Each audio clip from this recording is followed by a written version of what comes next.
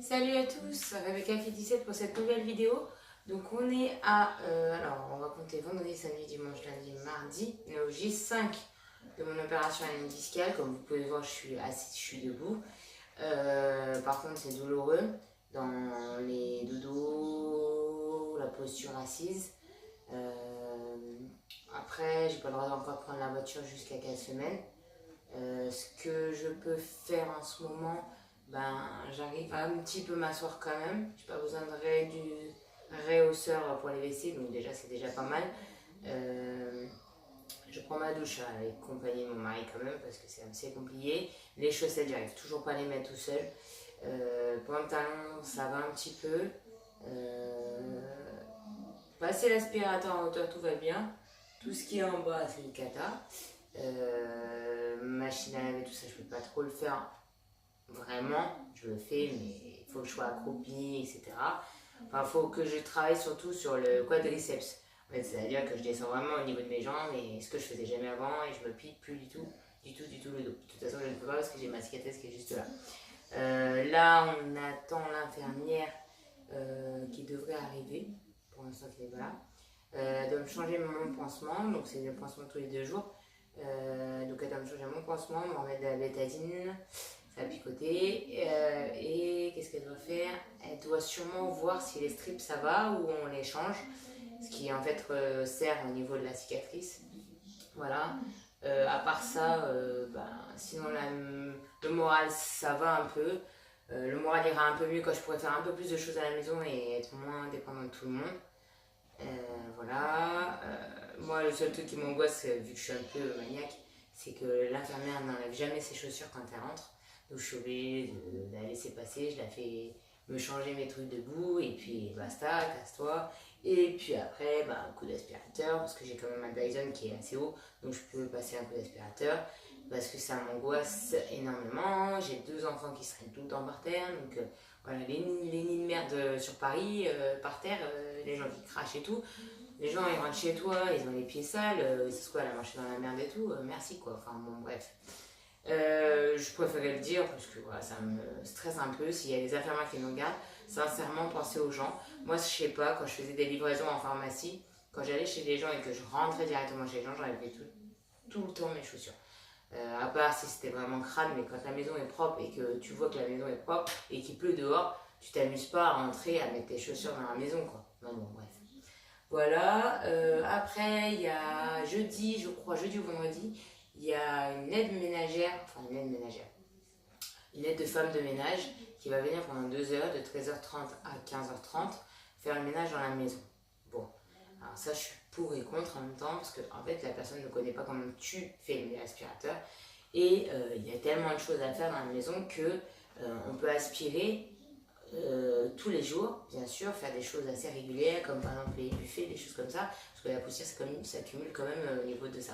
Après, sincèrement, je pense que si je lui dis, voilà, vous faites ça, au pire, voilà, là, elle passe l'aspirateur, elle essaie de faire les poussières un petit peu, et puis c'est tout. Après, tout ce qui est machine à laver, repassage et tout, j'en ai pas besoin, moi. Donc, voilà, il y a quand même mon mari avec moi, je fais les choses, lui m'aide. Donc voilà, je reste toujours actif, parce que je me dis de toute façon, celui qui va rester dans son lit à rien faire, c'est celui qui va se reposer. Ok, il va se remettre peut-être plus vite, ok, mais en même temps, le moral, il va pas aller, et en même temps, en plus, tu vas être tout courbaturé de partout. Vous voyez, là, il n'y a pas longtemps, j'avais des courbatures, là, ça va, voilà, je suis détendue un petit peu. Et hier soir, j'ai pris du décontractile, parce que j'en pouvais plus. J'avais les os tout le haut du dos qui était contracté, parce que vous restez comme ça, vous n'avez pas le droit de vous asseoir, vous êtes assis, et donc en fait, de tout contracté, donc en fait tu dors pas parce que t'es tout contracté de tout le dos en fait.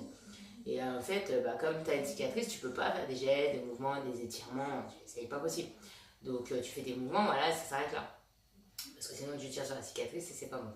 Voilà, on va voir ce que l'infirmière va me dire aujourd'hui. Je vous ferai une petite vidéo en fin de journée pour voir si la cicatrice ça va, si elle s'est cicatrisée bien.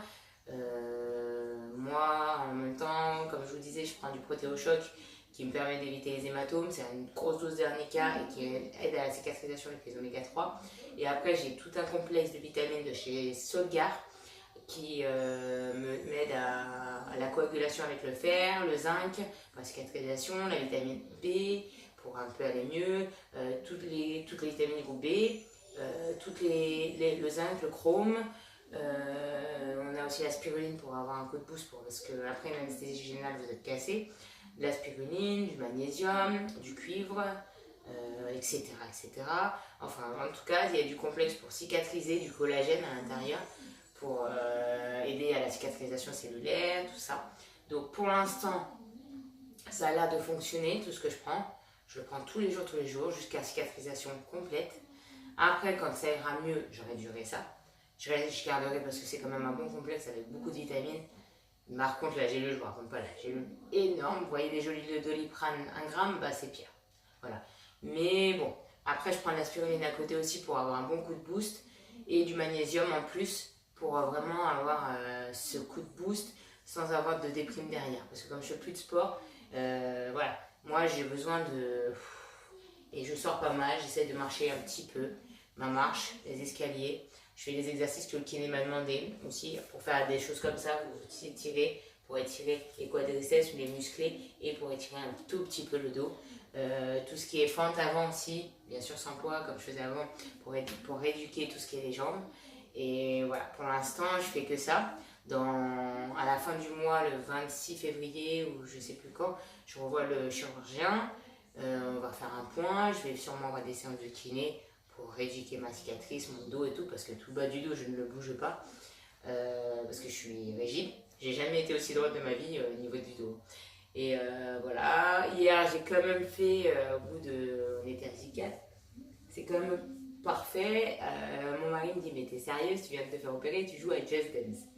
Je vais vous expliquer, je n'ai pas joué à Just Dance directement. En fait, tout ce côté-là, tout ce qu'il fallait faire comme ça avec le dos, laissez tomber, je ne pouvais pas le faire.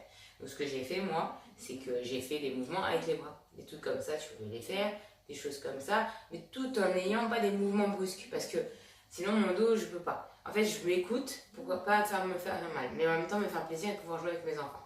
Voilà.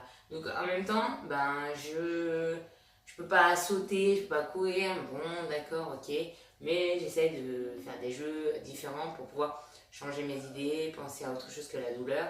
Et vous voyez, j'étais sous la maline, sincèrement j'ai arrêté parce qu'au bout d'un moment, la maline, elle me shootait à donf. Et en plus, j'étais en hyperglycémie tout le temps avec mon diabète.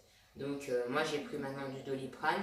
Je prends mes compléments alimentaires, comme je vous disais. Et pour l'instant, ça va. Quand il y a vraiment des fortes douleurs, je prends du buprofénique que j'ai à la maison.